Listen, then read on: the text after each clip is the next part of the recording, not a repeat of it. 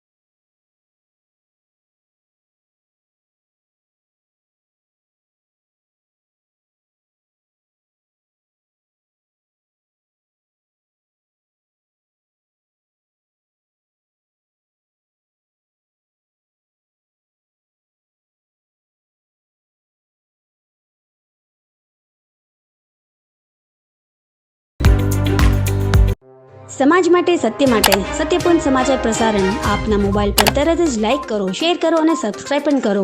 અને હા, ઘંટડી વગાડવાનું ન ભૂલશો। આભાર।